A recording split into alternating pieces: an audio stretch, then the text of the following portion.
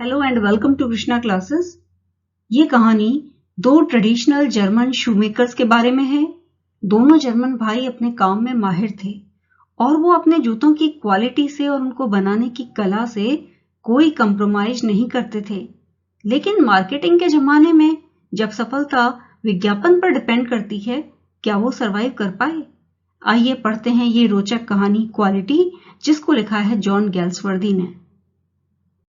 मैं उसे तब से जानता था जब मैं काफी यंग था, क्योंकि वो मेरे पिता के जूते बनाया करता था। वो अपनी दुकान में अपने बड़े भाई के साथ रहता था, जो लंदन के फैशनेबल पार्ट में एक छोटी सी गली में थी। उस दुकान की एक निश्चित शांत खासियत थी। दुकान के बाहर सिवाय गैसलर ब्रदर्स नाम के अलावा कोई भी साइन बोर्ड नहीं था और खिड़की में कुछ जोड़ी जूते टंगे थे। वो सिर्फ वही बनाता था जिनका ऑर्डर दिया जाता था, और जो वो बनाता था वो फिट न हो ऐसा होता ही नहीं था। जूते बनाने के लिए जैसे जूते वो बनाया करता था, मुझे तो लगता था और आज भी मैं ऐसा फील करता हूं कि बड़ी मिस्टीरियस और शानदार बात थी। मुझे याद है जब एक दिन मैंने उसके सामने अपना यूथफुल पैर फैलाकर शर्माते हुए कहा था, मिस्टर गैसलर, क्या ऐसा करना बहुत मुश्किल नहीं है? लेखक का मतलब था कि जैसे जूते वो बनाते हैं वैसा करना क्या बहुत मुश्किल नहीं है? और उसने अचानक ही अपनी लाल दाढ़ी के बीच से मुस्कुराते हुए कहा था, ये एक आर्ट यानी कला है। उसके पास अक्सर जाना संभव नहीं था, क्योंकि उसके बनाए जूते बहुत समय तक चलते थे।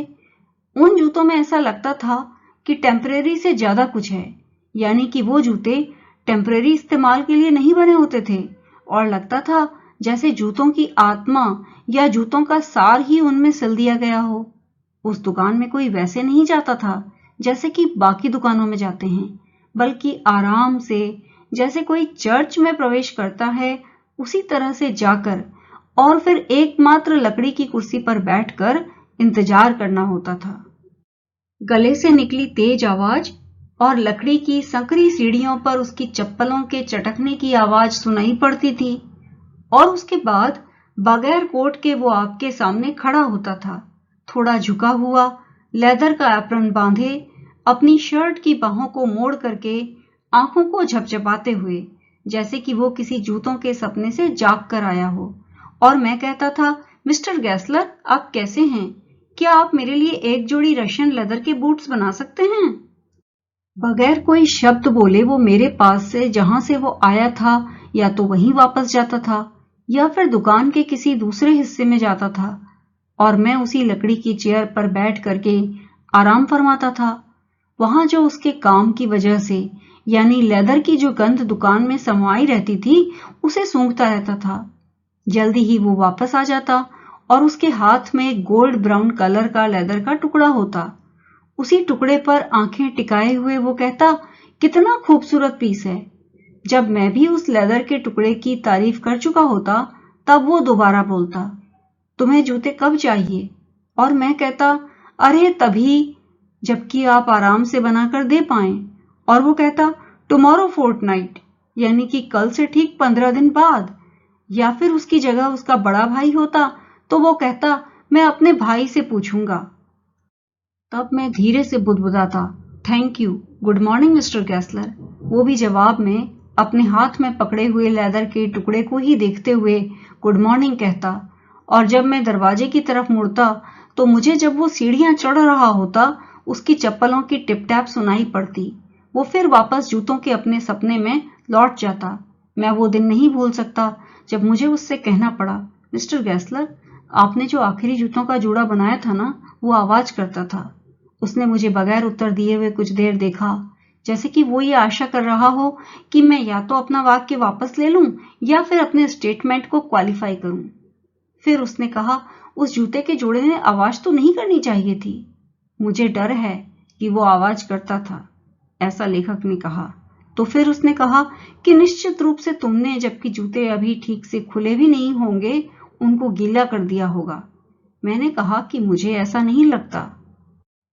इस पर उसने अपनी आंखें झुका लीं, जैसे कि वो उन जूतों के बारे में याद करने की कोशिश कर रहा हो। और फिर मुझे खेद महसूस हुआ कि मैंने इस गंभीर बात का जिक्र किया था। फिर उसने कहा, उन जूतों को वापस भेज देना, मैं उन्हें देख लूंगा। फिर उसने धीरे धीरे कहना जारी रखा, कहा, कुछ जूते शुरुआत से ही खराब होते हैं। अगर मैं उनके साथ कुछ नहीं कर सकता, अगर मैं उन्हें ठीक नहीं कर सकता, तो मैं उन जूतों की कीमत तुम्हारे बिल में से घटा दूंगा। सिर्फ एक बार मैं बगैर कुछ सोचे विचारे या यूं ही खोया खोया सा बहुत जरूरत के समय उसकी दुकान पर किसी बड़ी फर्म से खरीदे हुए जूते पहन करके गया। उसने मुझे बगैर कोई लेदर दिखाए हुए मेरा ऑर्डर लिया और मैं इस पूरे दौरान उसको जो बहुत ही घटिया किस्म के जूते मैंने पहने हुए थे उन्हें घूरते हुए महसूस करता रहा। आखिरकार उसने कहा, वो मेरे बनाए हुए जूते नहीं हैं। उसकी आवाज में गुस्सा नहीं था, दुख भी नहीं था, यहां तक कि कंटेम्प्ट अर्थात घृणा भी नहीं थी, पर उसमें कुछ ऐसी शांत सी बात थी जिससे कि खून भी जम जाए। यानी कि उसकी आवाज में कुछ ऐसा था जिससे मुझे महसूस हो रहा था कि मैंने इन्हें खरीद कर बहुत ही गलती कर दी है। उसने अपने हाथ को नीचे रखा और एक जगह पर जहां पर बायां जूता बहुत आरामदेह नहीं था वहां पर उंगली से दबाया। उसने कहा, ये जूता तुम्हें वहां पर हर्ट करता है। इन बड़ी फर्मों के पास बिल्कुल सेल्फ रिस्पेक्ट नहीं है। और फिर जैसे कि उसके अंदर कुछ बहुत दरक गया हो या टूट गया हो, उसने बड़ी कड़वाहट के साथ काफी देर तक बोला। यही एकमात्र घटना थी जब मैंने उसे उसके ट्रेड यानी उसके काम धंधे की कंडीशन और उसकी कठिनाइयों के बारे में बोलते हुए सुना। कहा, उन बड़ी फर्मों को ही सारा बिजनेस मिलता है। वो इसे अपने एडवर्टाइजमेंट के जरिए पाते हैं, विज्ञापन के जरिए पाते हैं, काम के जरिए नहीं पाते। यानी कि उनका काम इतना अच्छा नहीं है कि उसकी वजह से उनको बिजनेस मिल सके। वो हमसे सारा काम छीन रहे हैं जो कि अपने जूतों से प्यार करते हैं।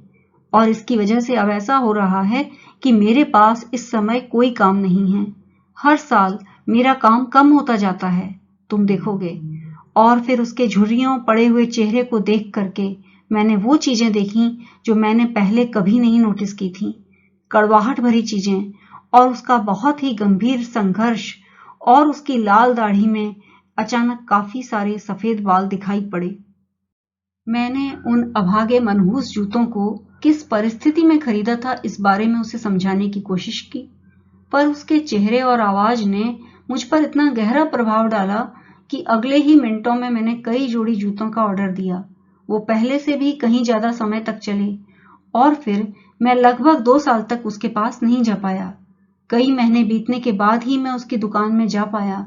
इस बार मुझे लगा कि मैं उसके बड़े भाई से मिला जिनके पास लेदर का टुकड़ा था। मैंने कहा, मिस्टर गैसलर, आप कैसे हैं? वो पास आया और उसने मुझे नजदीक से देखा। उसने धीरे धीरे कहा, मैं बिल्कुल बढ़िया हूं, लेकिन मेरे बड़े भाई मर चुके हैं। और फिर मैंने देखा कि वास्तव में ये मिस्टर गैसलर ही थे, पर वो बहुत ज्यादा बूढ़े और मुरझाए हुए से नजर आ रहे थे। और आज से पहले मैंने कभी उन्हें अपने भाई का जिक्र करते हुए नहीं सुना था। मुझे इस बात से बड़ा गहरा धक्का सा लगा और मैं बुदबुदाया, अरे, मुझे ये सुनकर बड़ा दुख हुआ। उसने जवाब में कहा, हाँ, वो एक अच्छा व्यक्ति था, अच्छे जूते बनाता था, पर वो अब मर चुका है। और फिर उसने अपने सिर के ऊपर छुआ जहां पर बाल अचानक इतने कम हो चुके थे जितने कम उसके बड़े भाई के थे, उसकी मौत के कारण की तरफ इशारा करने के लिए। क्या तुम्हें कोई जूते चाहिए? और फिर उसने अपने हाथ में पकड़ा हुआ लेदर का टुकड़ा दिखाया। ये बहुत ही सुंदर पीस है। मैंने कई जोड़ी जूतों का ऑर्डर दिया। उनके आने में बहुत समय लगा, पर वो पहले से भी ज्यादा अच्छे थे। वो इतने अच्छे थे कि पहनने से खराब होने वाले ही नहीं थे। यानी कोई उनको पहन करके फाड़ने की नहीं सोच सकता था। और उसके कुछ ही समय बाद मैं विदेश चला गया। मैं जब दोबारा लंदन लौटा तब तक 1 साल हो चुका था। और जिस पहली दुकान में मैं गया वो मेरे बूढ़े दोस्त की दुकान थी। मैं एक 60 साल के आदमी को छोड़कर गया था। जब मैं वापस आया तो वो लगभग 75 साल का बूढ़ा दिखाई दे रहा था। उसका चेहरा सिकुड़ा हुआ और एकदम थका हुआ लग रहा था, जो सच में इस बार पहले तो मुझे पहचान ही नहीं पाया। क्या तुम्हें कोई बूट्स चाहिए? मैं उन्हें तेजी से बना सकता हूँ। ये मेरे लिए एक स्लैक टाइम है, यानी मेरे पास इस समय समय ही समय है। मैंने उत्तर दिया, हाँ हाँ, मुझे तो हर तरह के जूते चाहिए। मैं तो उन जूतों को पाने का विचार छोड़ ही चुका था, या मुझे लग रहा था कि मुझे वो जूते कभी नहीं मिलेंगे जब वो एक शाम को आ गए। मैंने एक एक करके उनको ट्राई किया, आकार में और फिटिंग में, जूतों की फिनिश में और लेदर की क्वालिटी में। ये उसके द्वारा बनाए गए सबसे बढ़िया जूते थे।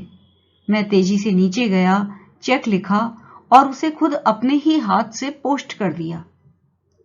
एक हफ्ते बाद जब मैं उस गली से गुजर रहा था, मैंने सोचा कि मैं अंदर जाऊंगा और उसे बताऊंगा कि वो जूते कितने बढ़िया तरीके से फिट होते थे। पर जब मैं वहां जहां पर दुकान थी पहुंचा तो उसका नाम दुकान पर से गायब था। मैं बड़ी परेशान सी हालत में दुकान के अंदर गया। दुकान में एक युवक था जो चेहरे से अंग्रेज दिखाई दे रहा था। मैंने कहा, क्या मिस्टर गेस्लर हैं? उसने कहा, नहीं सर, पर हम आपकी हर जरूरत को खुशी से पूरा कर सकते हैं। हमने ये दुकान ले ली है। मैंने कहा, हाँ वो तो ठीक है, लेकिन मिस्टर गेस्लर कहाँ हैं? उसने उत्तर देते हुए कहा, वो मर चुके हैं। मर चुके हैं? पर मुझे तो उनसे ये जूते अभी पिछले वेंसडे को ही मिले हैं। उसने कहा, बेचारे बूढ़े आदमी ने खुद को भूखा मार दिया। धीरे धीरे वो भूख से मरते रहे, ऐसा डॉक्टर ने कहा। वो काम ही कुछ इस तरह करते थे, दुकान को हमेशा चालू रखते थे। उनके जूतों को बनाने का काम सिर्फ उनके कोई और कर नहीं सकता था, क्योंकि किसी और को तो वो छूने ही नहीं देते थे। जब उन्हें कोई ऑर्डर मिलता था तो उसको पूरा करने में बहुत समय लग जाता था। लोग इंतजार नहीं करना चाहते। उन्होंने अपने हर कस्टमर को धीरे धीरे खो दिया और लगातार बैठ करके काम करते रहते। मैं तो ये कहूंगा उनके बारे में कि लंदन में उनसे बेहतर जूते कोई और नहीं बनाता था। लेकिन कंपटीशन को भी तो देखना चाहिए भाई। वो कभी एडवर्टाइज नहीं करते थे और सबसे बढ़िया क्वालिटी का लेदर खरीदते थे और हर काम खुद ही करना चाहते थे। अब परिणाम आपके सामने है। ऐसे विचारों के साथ आप क्या एक्सपेक्ट कर सकते हैं? मैंने कहा, लेकिन भुखमरी, अरे ये तो थोड़ा सा बात को खींच करके कहना होगा या बात को थोड़ा बढ़ा चढ़ा करके कहना होगा। पर मैं खुद जानता हूं कि वो लगातार दिन रात जूते बनाने का काम करते थे और आखिर तक ऐसे ही करते रहे। मैं उन्हें देखा करता था। अपने को खाना खाने के लिए भी समय नहीं देता था बंदा। घर में एक कौड़ी भी नहीं रहती थी। सारा पैसा किराए में और लेदर खरीदने में खर्च हो जाता था। वो इतने समय तक कैसे जिंदा रहा मैं नहीं जानता। ठंड के मौसम में भी अक्सर आग बुझ जाने देता था।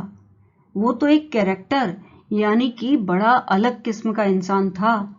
पर हाँ, जूते बेहतरीन बनाता था। हाँ, मैंने कहा, वो अच्छे जूते बनाता था। Dear students, I hope you found this video useful. In case you are new to my channel, please do subscribe and also press the bell icon so as to get notifications for future uploads. Many thanks for watching.